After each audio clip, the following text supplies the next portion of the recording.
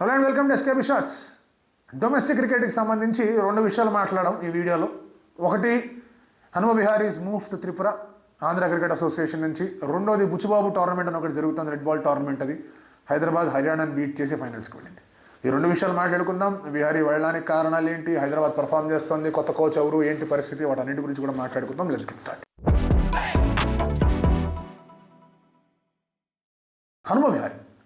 హనుమ విహారీ గురించి చాలామంది అంటే ఒకే ఒపీనియన్తో చెప్పే మాట ఏంటి అంటే, is a terrific team player, excellent team ethic team player.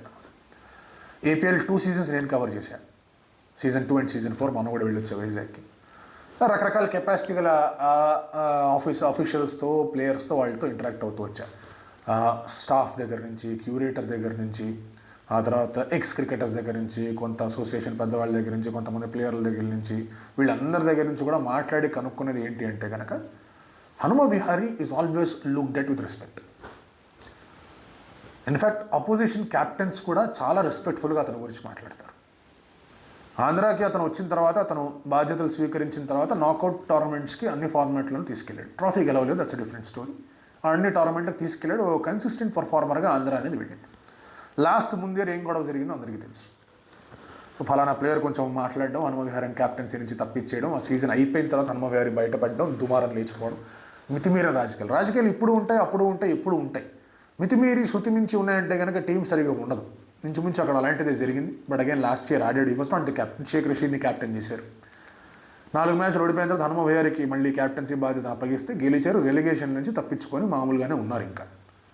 But ఈ సీజన్కి వచ్చేసరికి somehow Hanuma Vihari wanted to ensure that నేను అన్ని ఫార్మాట్లు ఆడతా, ముస్తాక్ అలీ ఆడతా, విజయ్ హజారే ఆడతా, రంజీ ఆడతా, 3 ఆడతా అన్నాడు.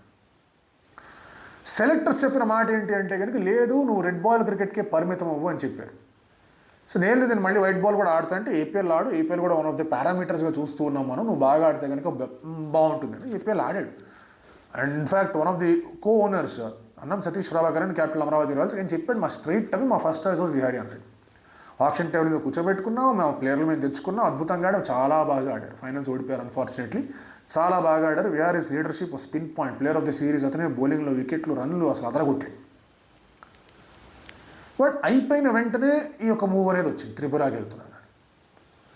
అండ్ ఇంకొక ఇన్స్టాగ్రామ్ పోస్ట్ కూడా పెట్టాడు కాకినాడ కింగ్స్ మీద. ఎందుకు పెట్టాడు అంటే కనుక, ఏ ప్లేయర్ అయితే కొంచెం గోల చేశాడు విహారీ మీద, ఆ ప్లేయర్ ఆ టీంలో ఉన్నాడు కాబట్టి పెట్టాడు అని చెప్పేసి మనం అనుకోవచ్చు.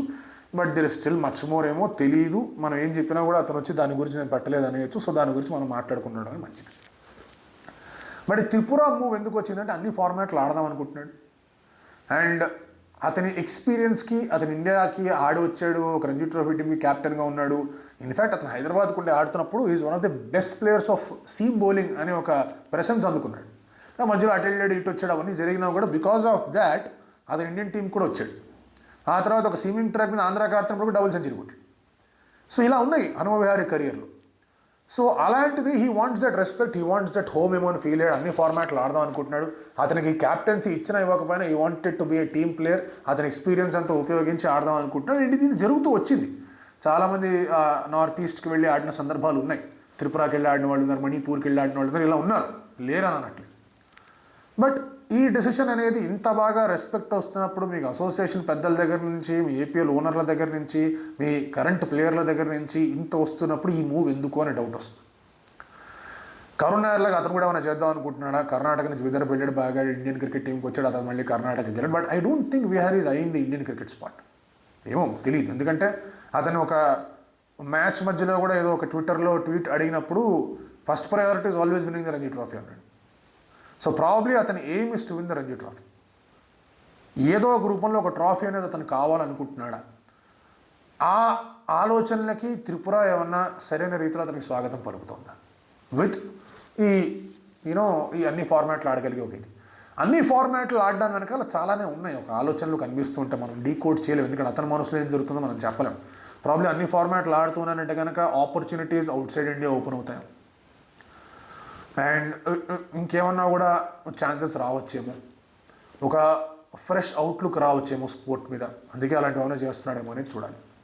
సో దట్ ఈస్ ఆ క్వశ్చన్, ఏంటి పరిస్థితి అని చెప్పేసి. ఒక అష్యూరెన్స్ అనేది ఆంధ్ర క్రికెట్ అసోసియేషన్ ఇచ్చింది లాస్ట్ ఇయర్.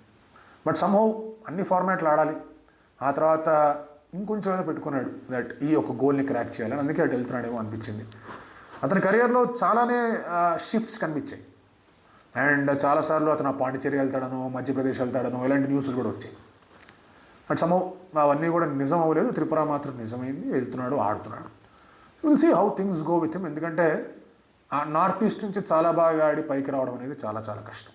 మీరు విదర్భ, సౌరాష్ట్ర ఇటువంటి wickets are different. Batting friendly వికెట్లు ఉంటే బాగా ఆడొచ్చు. ఆ తర్వాత తమిళనాడు కానీ తర్వాత ఢిల్లీ కానీ ఇవన్నీ కూడా entry is very very tough. అక్కడే చాలామంది ప్లేయర్లు ఉన్నారు, ముంబై గురించి మర్చిపోవడం.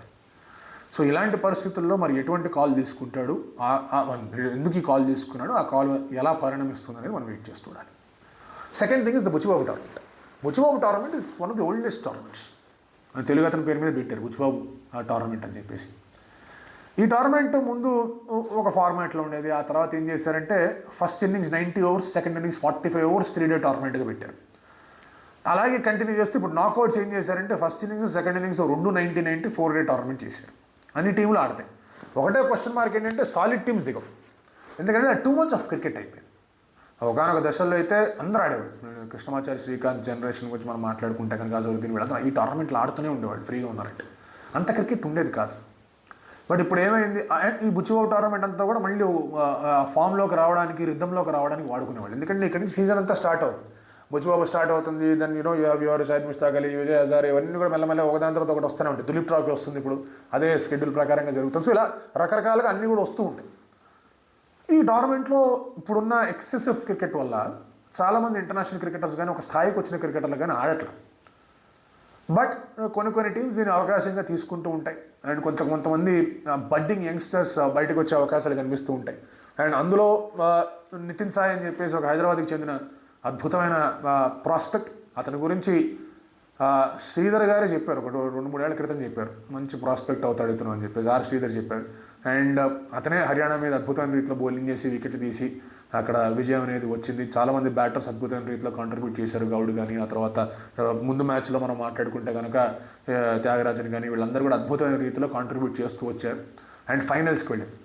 హైదరాబాద్ గురించి మనం మాట్లాడుకుంటే కనుక ఎలీట్ స్టేజ్ నుంచి ప్లేట్కి పడింది. అంటే రంజీ ట్రోఫీలో 2 ఉంటాయి. ఎలీట్ అంటే టాప్ టీమ్స్ అంతా ఆడుతూ ఉండడం, రిలీగేషన్ అవుతుంది. సరైన రీతిలో ఆడకుండా అన్ని మ్యాచ్ ఓడిపోతే ప్లేట్ గ్రూప్ పంపిస్తారు.